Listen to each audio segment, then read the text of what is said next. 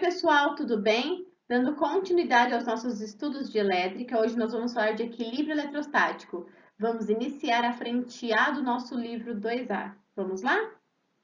Nós iniciaremos a nossa análise sobre condutores em equilíbrio eletrostático, pensando, né, nos bons condutores. Então, um bom condutor, ele é caracterizado aí por apresentar uma baixa resistência à mobilidade dos portadores de carga. O que que isso quer dizer? Ele permite a passagem, né, desses portadores de carga ao longo de sua rede cristalina, ao longo da estrutura aí do seu material, e esses portadores de carga se movimentam em relação à diferença de potencial. As cargas positivas, né, os portadores de cargas positivas se deslocam para as regiões de menor potencial elétrico e as cargas negativas migram para as regiões de maior potencial elétrico. Cabe destacar que num condutor sólido, o movimento de cargas elétricas sempre são movimentos aí, né, de elétrons, de cargas, de portadores de cargas negativo. Por quê? Os prótons na estrutura do nosso material estão lá no núcleo. Então, eles estão numa região, né, que faz parte aí da estrutura do material e não tem aí uma mobilidade para mudar, né, de região para região. Isso quem faz são os elétrons. Então, a gente não pode esquecer, né, que nos condutores sólidos, quem tem aí essa mobilidade são as nossas partículas negativas, né, que são os elétrons. Quando a gente tem uma distribuição de cargas em um condutor, a gente tem todos os pontos aí desse condutor, né, submetidos ao mesmo potencial elétrico. Essa movimentação na estrutura, né, não acontece mais se o nosso condutor está neste equilíbrio que a gente chama de equilíbrio eletrostático. Então, uma vez que o condutor já tem lá uma distribuição de cargas ao longo dele, o potencial se torna um potencial, é o mesmo potencial, né? A superfície se torna equipotencial, como a gente chama, e aí a gente não tem mais movimento dessas cargas, uma vez que está estabelecido, então, né, uma condição de equilíbrio eletrostático. Esse condutor em equilíbrio eletrostático, ele vai apresentar, então, a superfície com o mesmo potencial, porque as cargas elétricas estão distribuídas pela sua superfície externa, né? Nesse momento, a gente fala que o potencial elétrico se torna constante em todo o nosso condutor, e a gente não tem, né, se esse potencial é constante, uma diferença de potencial ao longo do material. O campo elétrico, neste caso, ele se torna nulo no interior do nosso condutor, uma vez que a força, né, das cargas elétricas aí se torna nula, não havendo movimento de cargas elétricas. Então, quando a gente encontra nessa condição de equilíbrio eletrostático, a gente observa o nosso potencial elétrico se mantendo constante ao longo do material todo, o campo elétrico se torna nulo no interior do material, o movimento das cargas cessa, né, para, e aí a gente tem ali uma força elétrica que também é nula, não tendo então esse movimento das cargas, não tendo a possibilidade de movimentar essas cargas nessa condição de equilíbrio eletrostático. Alguns exemplos, né, que a gente tem aí desse fenômeno de distribuição de cargas numa superfície de um condutor podem ser observados nesses dois experimentos que eu coloquei aqui, o eletroscópio e o gerador de Van der Graaf. Então, o eletroscópio, ele vai ser aí, né, um equipamento que ele é simples e ele consegue verificar se um corpo está eletrizado ou não, uma vez que já há, né, um equilíbrio eletrostático no próprio equipamento. Os eletroscópios mais comuns, eles são de lâminas, né, ou tem aí um pêndulo eletrostático. Quando a gente tem aí, né,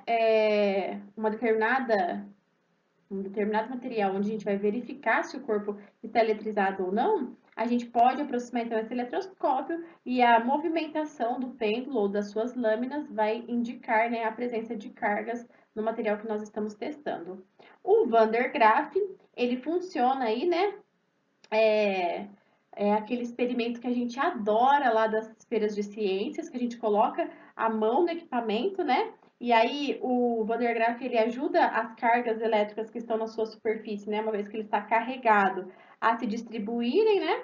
Essas cargas elétricas são distribuídas pelo nosso corpo e uma vez que está distribuindo pelo nosso corpo, isso atinge os pelos, o cabelo. O cabelo estando eletrizado com cargas iguais, há a repulsão ali entre os fios de cabelo.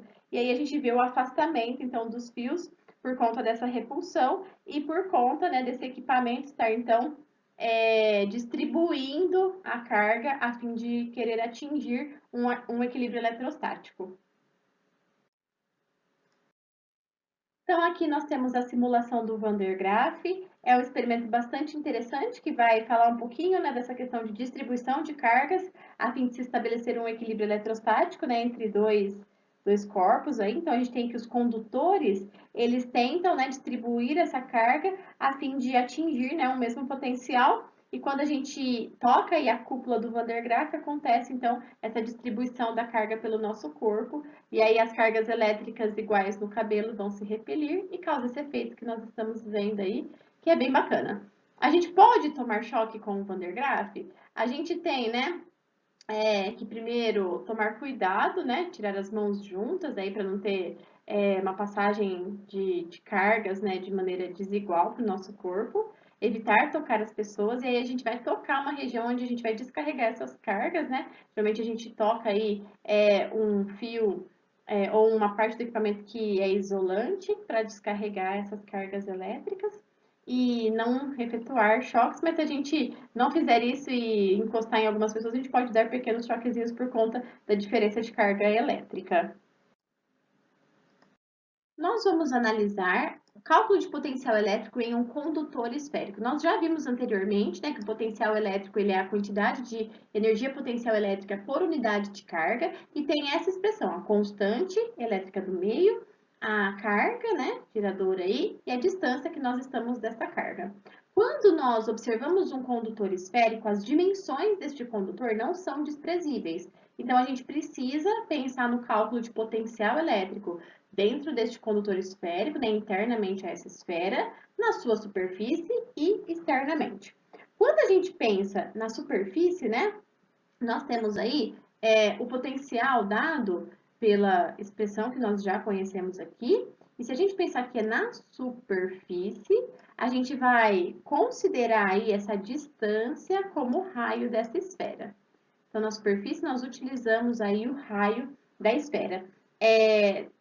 Nós vamos ter, né, na superfície internamente a essa superfície o mesmo potencial elétrico, uma vez que nós temos um potencial que é constante até a gente chegar na nossa superfície. A partir do momento que um condutor está em equilíbrio eletrostático, as cargas estão localizadas externamente a esse condutor e estão distribuídas de maneiras iguais. Pensando nessa distribuição, o potencial elétrico dentro, né, do nosso condutor e na sua superfície é o mesmo, então é constante esse potencial. Nós vamos observar esse potencial mudar, então aqui na superfície interno é a mesma expressão, levando em consideração aí, né, que essa distância é o raio. Nós vamos considerar uma mudança de potencial quando a gente está externo, no ponto externo a essa esfera, né? E aí a nossa distância passa a ser a distância do centro da esfera até o ponto que nós vamos calcular aí a influência desse potencial elétrico. Então, vou chamar essa distância de dx, aí a nossa expressão para o potencial externo, né? Fora aí da nossa esfera, vai ser então a constante, a carga, né? Desse condutor, dividido aí pela distância que ele está de x. Ao analisar um gráfico, a gente percebe nessa característica de interno ou na superfície o potencial ser igual e constante, que é essa parte que nós estamos aqui no nosso gráfico.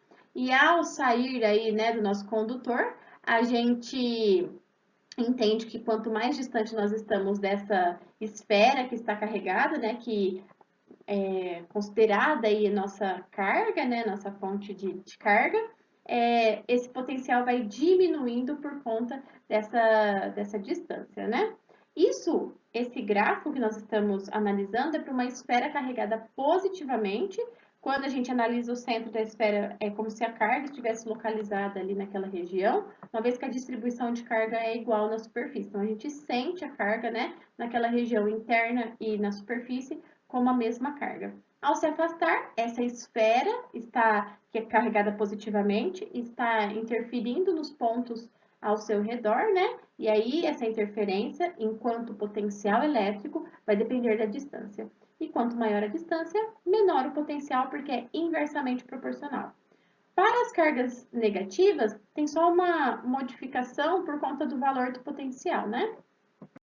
Aí a gente vai ver o gráfico, então, para uma carga negativa. Para um condutor carregado negativamente, a gente usa as mesmas equações, mas agora o potencial elétrico é negativo. Então, a gente vai perceber que ele continua constante, mas com valor negativo, né? Na superfície internamente a essa esfera, e ele vai, né, tendo aí um valor cada vez menor quando a gente tem os nossos pontos externos a essa esfera carregada e como a gente vai diminuir aí, né, o nosso potencial, a gente vai se aproximando lá de zero, uma vez que esse potencial é fornecido por uma esfera carregada negativamente. Então, o gráfico tem esse perfil aí, né, nos valores negativos aí no eixo Y por conta da esfera estar carregada negativamente. Então, nós vamos fazer a questão resolvida lá da página 13 para a gente treinar um pouquinho, né, esse cálculo de potencial em partes diferentes da nossa esfera. Então, vamos lá, ó, ele fala assim, uma esfera condutora de raio 20 centímetros. Destaquem aqui essa questão do raio ser 20 centímetros, que é muito importante. Ele fala assim, está eletrizada com uma carga elétrica de 20 microcoulombs distribuída uniformemente em sua superfície. Considere a constante de 9 vezes 10 a nona e determine a potencial elétrico em um ponto P localizado a uma distância de 60 centímetros do centro da esfera. Como a esfera tem raio de 20 centímetros, 60 centímetros do seu centro está fora da nossa esfera. Então, como é que a gente vai calcular aí o potencial, né? O potencial vai ser a constante, a carga e essa distância que nós estamos do centro da esfera. Vai ser 9 vezes 10 a 9. A nossa carga de 20 microcoulombs, que é 20 vezes 10 a menos 6. E essa distância de 60 centímetros, que nós vamos utilizar em metros por conta do Sistema Internacional de Medidas, 0,6. Esse valor aqui vai dar 3 vezes 10 a quinta volts, lembrando que a unidade de medidas de potencial no Sistema Internacional é volts. Na letra B, ele fala assim, o potencial elétrico é uma distância de 5 centímetros do centro da esfera. 5 centímetros do centro da esfera é menor do que o seu raio, então essa região está dentro da esfera. Como é que a gente calcula o potencial dentro da esfera? Potencial dentro da esfera é constante e igual ao potencial da superfície da esfera, e a gente usa como distância o nosso raio. Então, a gente vai calcular, né? 9 vezes 10 a 9, a carga é de 20 microcoulombs. Só que agora a nossa distância é o raio da esfera. Lembrando que a gente utiliza o raio porque dentro da esfera e na sua superfície o potencial é constante, porque há uma distribuição de maneira uniforme, né, das cargas na superfície, fazendo com que essa esfera esteja em equilíbrio eletrostático. Então, aqui a distância que a gente vai usar é do raio, que é de 20 centímetros, e a gente vai usar de 0,2 para estar em metros, né? Esse valor aqui de potencial vai dar aí 9 vezes 10 a quinta volts.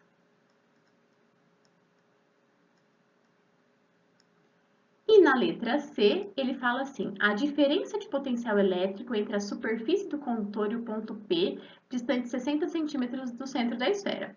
Esse potencial, né, de um ponto P a 60 centímetros do centro da esfera, nós calculamos na letra A.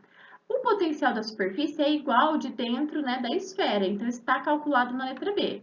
Aí nós vamos fazer só a diferença de potencial. A diferença de potencial da superfície menos o ponto P. Lembrando que não é uma variação aqui, né, de um ponto ao outro. Então, vai ser 9 vezes 10 a quinta, que é o da superfície, ou de dentro da esfera, que são iguais, né? Vezes 10, menos 3 vezes 10 a quinta. Como as duas potências são iguais, aqui vai dar 6 vezes 10 a quinta volts. Está aqui a nossa diferença de potencial, né? Do potencial em relação à superfície da esfera e desse ponto P que ele pediu aqui. Quando quando nós colocamos, né, esferas condutoras aí carregadas em contato, a gente sabe que esse contato faz com que haja distribuição de cargas. Aí agora a gente vai estudar então como é que fica o potencial elétrico, porque a partir do potencial elétrico a gente consegue calcular qual será a carga, né, de cada uma dessas esferas. Vamos considerar aqui que a carga dessa esfera Q1 é diferente da carga da esfera Q2. Então, esse contato agora vai ter essa distribuição de cargas, e a gente sabe, né, que isso vai depender do raio dessas esferas. Então, quando a gente tem um equilíbrio eletrostático, o potencial dessas esferas, a partir do momento que há o equilíbrio eletrostático, né, ele se torna igual. Então, a gente vai igualar as nossas expressões para esses dois potenciais. Então, para a esfera 1 é a constante, a carga da esfera Q1, dividido aqui pelo nosso raio da esfera Q1, que é a distância que nós temos aí para essa esfera, né? Isso vai ser igual a esses mesmos valores, mas agora para Q2. Aí a gente consegue estabelecer, ó, uma relação entre esses raios. A constante eu posso cortar, né? Então, a constante 1 dividido aí pela a carga 1, desculpa, dividido pela carga 2, vai ser igual ao nosso raio 1 dividido pelo raio 2. Essa relação torna-se bastante importante quando a gente quer analisar qual será, então, a carga, né, que nós teremos para cada um dos condutores quando nós tivermos aí um equilíbrio eletrostático. Essa carga, ela é proporcional ao raio, né, dessas esferas.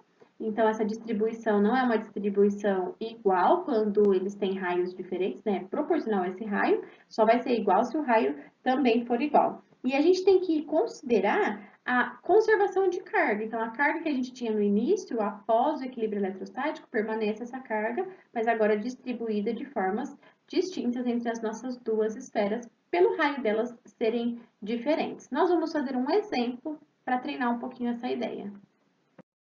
Então, aqui na questão resolvida da página 15, a gente vai treinar um pouquinho essa questão, né, da distribuição aí de cargas por esferas condutoras, quando elas adquirem, né, um equilíbrio eletrostático. Então, ele fala assim, ó, dois corpos esféricos de raio RA e RB estão eletrizados com cargas menos 50 microcoulombs e 20 microcoulombs. Os corpos são colocados em contato até que se estabeleça o equilíbrio eletrostático entre eles. Determine a carga elétrica final de cada corpo após o equilíbrio eletrostático. Então, aqui nós vamos, né, utilizar a relação que nós acabamos de ver, onde a carga da esfera A pela carga da esfera B vai ser, então, né, o raio da esfera A pelo raio da esfera B. Aí a gente tem os valores de raio. Eu vou deixar os valores em centímetro mesmo, porque vai cortar, né? Então, a gente vai ficar assim, ó. A carga da esfera A pela carga da esfera B vai ser igual. O raio da esfera A é 2 e o da B é 10. Então, simplificando, né? A nossa QB, carga B, se eu simplificar aqui, vai ficar 1/5. Então, a QB vai ser igual a 5 vezes a carga A. Eu vou guardar essa relação aqui. Essa é a relação depois do contato, né? Se elas têm contato, elas adquirem o mesmo potencial elétrico quando adquirem o equilíbrio estático e eletrostático. E aí, nós vamos observar, então, qual vai ser essa carga. A gente precisa entender que no contato, essa carga aqui, né? Ela tem uma conservação. Então, nós tínhamos lá, né? A conservação de carga. Então, a gente tem que levar em consideração a QA mais a QB. Só que a gente tem cargas de sinais diferentes. Então, vai ficar menos 50 com mais 20. A somatória de cargas no início que a gente tem aí, ó, é de menos 30 microcoulombs. Agora, a gente vai distribuir, então, né, essa ideia aqui, né, de conservação de carga. Vamos distribuir em relação a qual relação nós achamos aqui entre as duas cargas. Então, se a gente pensar agora, né, que a QA vai ser menos 30 microcoulombs menos AQB, passei a QA, isolei a QA, né? Eu vou substituir a QA aqui, ó. Então, AQB vai ser igual a 5 vezes menos 30, menos, aqui é QB, né? QB, menos AQB. Então, aqui vai ficar assim, ó. A carga B é igual a menos 150, menos 5 QB, passo 5 para o outro lado, vai dar 6 QB, é igual a menos 150, e passo 6 dividindo, ó. Então, a carga QB, ela vai ser menos 150 dividido por 6, que vai dar aí menos 25 microcoulombs. E aí, a gente volta e analisa a carga QA. Ele vai falar assim, ó, que a carga QB é 5 vezes a carga QA. Então, agora a gente vai substituir ali, ó, a carga QB é igual a 5 vezes a carga QA. Então, a QA vai ser 25 dividido por 5, né? Vou substituir aqui pela QB, que é menos 25 dividido por 5. Então, a nossa QA aqui vai ser uma carga de menos 5 microcoulombs. E olha a conservação de carga, né? Se a gente fizer aí a somatória dessas cargas, dá o menos 30 que a gente tinha por conta da conservação de carga aqui, ó, que é apresentado esse valor de menos 30. Então, nessa letra A gente fez a seguinte análise. Pelo contato entre as duas esferas carregadas, há o equilíbrio eletrostático, e isso faz com que elas tenham o mesmo potencial elétrico. Quando elas adquirem o mesmo potencial elétrico, a gente cai nessa igualdade entre as cargas e os seus respectivos raios, uma vez que a carga adquirida pela esfera é diretamente proporcional ao seu raio. Aqui nós fizemos a relação entre os raios, né, que ele deu, e obtivemos essa relação aqui entre as duas cargas. E aí depois nós pegamos, né, e vimos pela conservação de carga que a carga que tinha em relação a menos 50 microcoulombs com 20, que deu 30 aqui, né, as duas cargas somadas, ela se conserva. Então, nós chegamos nessa relação para a carga A, substituímos ela aqui e achamos o valor da carga B. Com o valor da carga B, a gente consegue substituir na relação que nós encontramos aqui, né, tá aqui. Encontramos, então, o valor para a carga A, e aí a gente percebe, né, a esfera que tem o maior raio, ela vai ter aí, então, também a maior carga, mostrando realmente que é diretamente proporcional ao nosso raio da esfera. Na letra B, ele fala assim, ó, considere a constante, né, e calcule o potencial elétrico na superfície de cada esfera após o equilíbrio eletrostático. Nós vamos calcular, então, o potencial para uma das nossas esferas só, porque a partir do momento que elas estão em equilíbrio eletrostático, o potencial é mesmo, né? Aí você pode escolher qualquer uma, eu vou fazer aqui em cima, ó. Potencial vai ser a constante vezes a carga dividido pelo raio aí da esfera. Se a gente pegar os dados para a nossa esfera A, vai ficar 9 vezes 10 a 9. A carga da esfera A é menos 5 microcoulombs, que nós achamos na letra A. Menos 6 aqui. E o raio é 2 centímetros. Então, vai ser 0,02. Esse potencial, que é o mesmo para a esfera B, você poderia ter escolhido os dados da esfera B. Eu vou colocar aqui em cima, que vai dar menos 2,25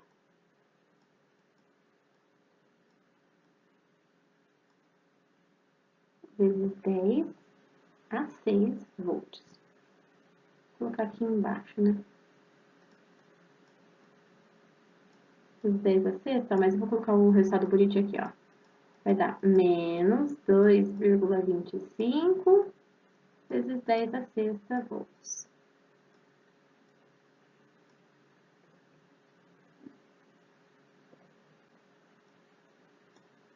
Ok?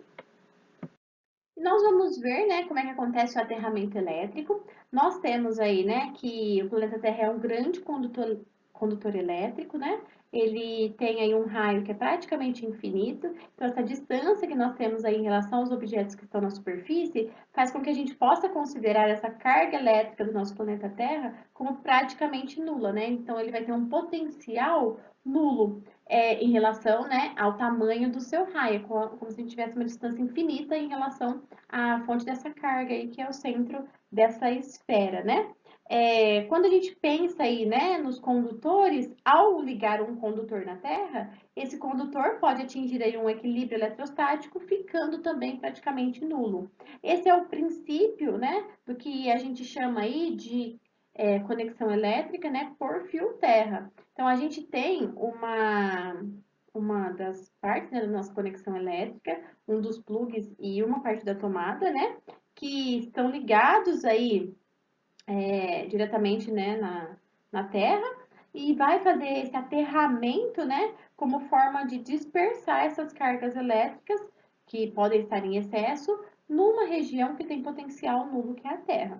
Então, quando a gente enterra verticalmente, né, uma determinada parte da nossa fiação, nós temos aí o que nós chamamos de fio terra, que é feito por uma haste de aterramento, uma barra condutora, né, que vai levar aí para essa área de aterramento essas cargas em excesso, né, e evitando, então vai evitar aí, né, choques elétricos ou o excesso de cargas, né, quando a gente tem descargas elétricas, uma forma da gente proteger aí os nossos equipamentos, então não tirem esse terceiro pino aí que é o do nosso fio terra, né, e também evita aí, né, nas grandes descargas elétricas que a gente não tenha essa possibilidade de levar choque, queimar os equipamentos, né? Então, uma tomada de segurança e esse aterramento elétrico por fio terra, uma vez que a gente considera, então, que essas cargas estão indo para uma região de potencial nulo,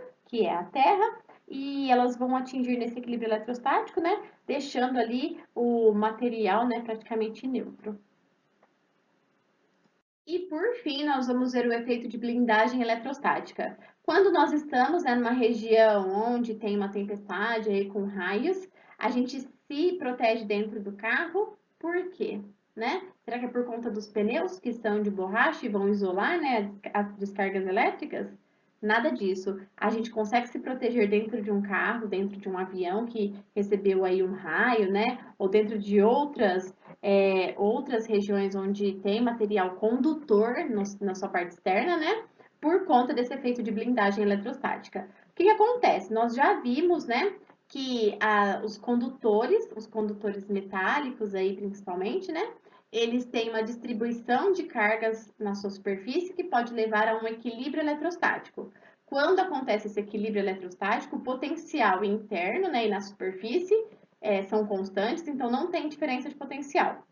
Não tendo diferença de potencial, a gente não tem campo elétrico ali. O campo elétrico no interior desse condutor é nulo. Então, não há movimento das cargas elétricas no interior do carro, né, do avião, o que originaria os choques elétricos. Então, não tendo essa possibilidade de ter essa movimentação de cargas, não tem como ter choques elétricos dentro deste material, o que protege as pessoas que estão dentro do veículo, né, dentro do avião, dessas descargas elétricas aí provenientes dos raios. Esse fenômeno, né, é chamado de blindagem eletrostática, e ele foi testado pelo Faraday, tanto que ficou conhecido o experimento dele como gaiola de Faraday. O que ele fez? Ele entrou numa gaiola, né, que tinha um material condutor, sentou numa cadeira que era feita de material isolante, e essa gaiola aí recebeu, né, várias descargas elétricas.